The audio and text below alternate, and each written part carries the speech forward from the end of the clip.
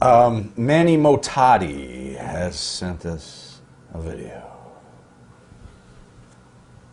Hey Scott, Manny Motati here, one of the guys that filmed the curtain call on May 19th, 1996. I ended up meeting this dude in Brooklyn. Questions for you. The first one is, on that night, would you have done anything differently knowing that months later Triple H would take the heat? Or would you do everything the same exact way as it went down? My second question is, Howard Finkel had a wrestling hotline that he used to update like the shows and stuff in the 90s. He found out in January that you guys were leaving, and he used your real names at the time, which not many people knew. I would like to know who leaked that information out to Howard for his hotline, and to me, calling that was unreal. He just kind of like blurted it out of nowhere. I'd like to thank you for hanging out with me and Jason backstage at Raw in Brooklyn. It was a pleasure meeting you guys. Thank you so much. Yeah, we just met those guys. I had them arrested. I heard as a rib. Was that you I that told did it? Triple H, I said, let's have the guy arrested. He went, oh, I love it. But and he sold it. The guy who was with him like didn't sell it, and he sold it because we went. Well, you actually had the camera, right? Like, and it was like, yeah. And he went, and they cuffed them both. No, I remember Vince. What I do remember about that is I gave my notice 90 days in advance in writing as required contractually, which meant I didn't want the contract to roll over. It was a one-year deal that kept rolling over. Mm-hmm. It was 10 matches at $150. Right. $1,500 a year. Guaranteed. Now, don't get me wrong, the money was way better than that.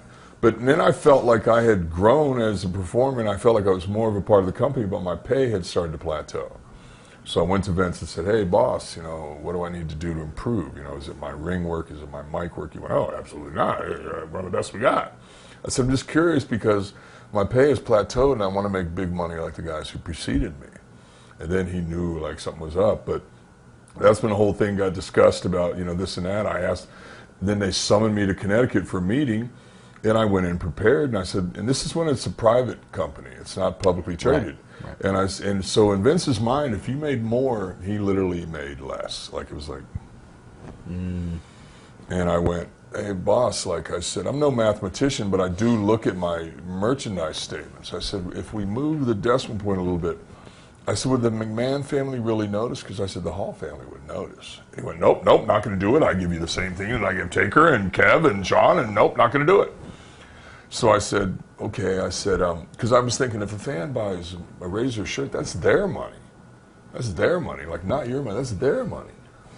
And then I said, you know, so on the same theme, I said, well, Jim, I still want to work for you, but let me have 12, 15 weeks a year I go to Japan and get their money.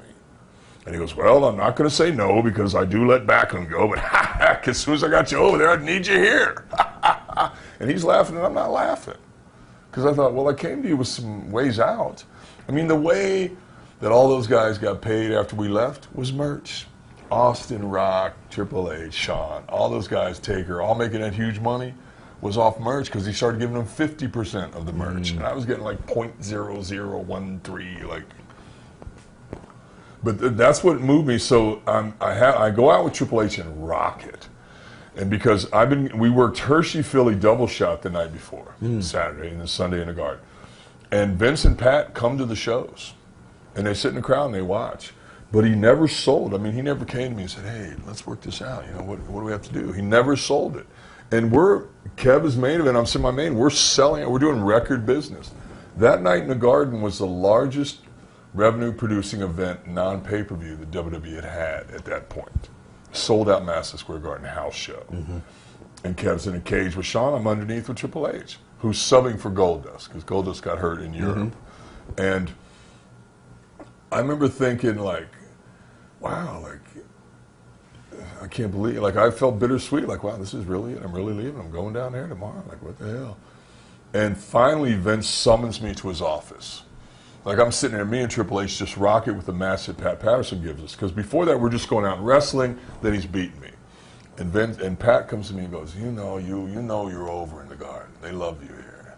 And I'm like, well, no. And he's going, no, stop it. You know, you're right. They do. Thanks. And he laid it out where I would go out and I'm taking my gimmicks off, you know, giving them to the ringside guy, and Triple H jumps me and beats me up, throws me on the floor, chokes me with like the cable, and I'm laying in the aisleway.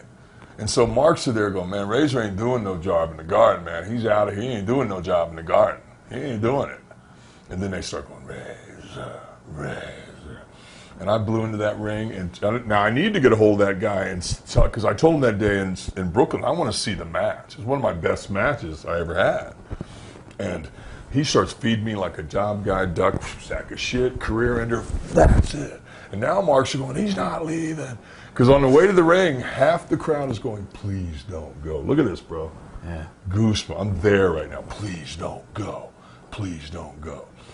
So I hit the ring, bang, and he feeds job guy. That's it. I pick him up for my finish. This is Patterson's finish.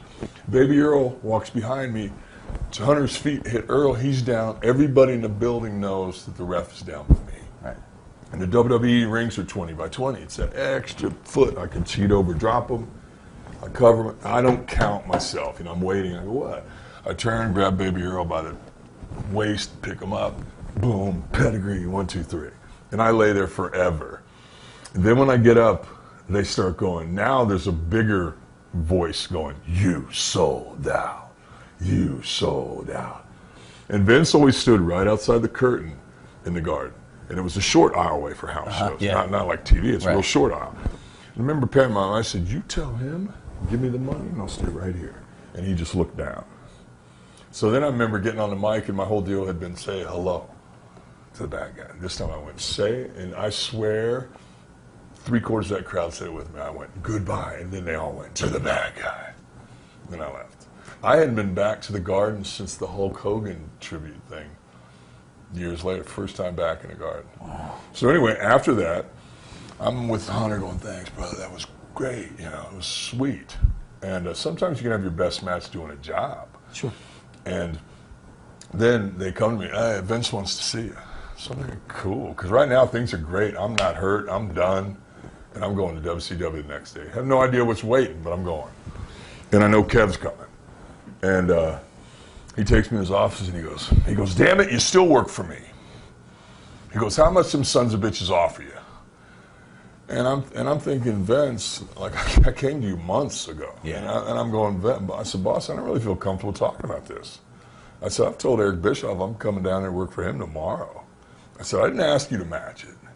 He goes, well, how much? And I told him, he went, oh, that's pretty good money when business is doing good. I said, you brought it up, Vince. Because now I'm thinking, what? Like what, bro? Months have gone, 90 days have gone by. You never said, let's work this out. Right. I didn't want to leave.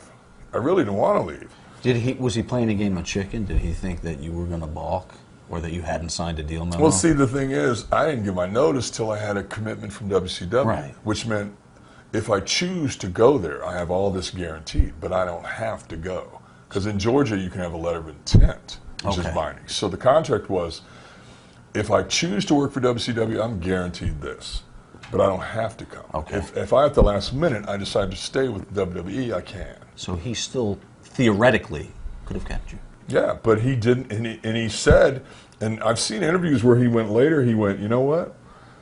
I don't blame him for doing it. You know what? He said he wasn't prepared to make a guarantee. Because at that point, I'd have taken less, but I just wanted it guaranteed, and he wasn't prepared to do it. Right. Of course, now they all get guaranteed Right, money. right. Wonder how that came about. You're welcome, guys. You're welcome, all you young cats. Same with the the question of creative control. We talked about this on the on Bischoff's show recently, when they all say, well, Hogan had creative control in the contract, and when you're on top, don't you kind of have creative control anyway, whether it's in your contract or not? Yeah, and it got to the point that Hulk did literally have, he had control of his character where if he didn't want to join the NWO, he didn't have to. Right.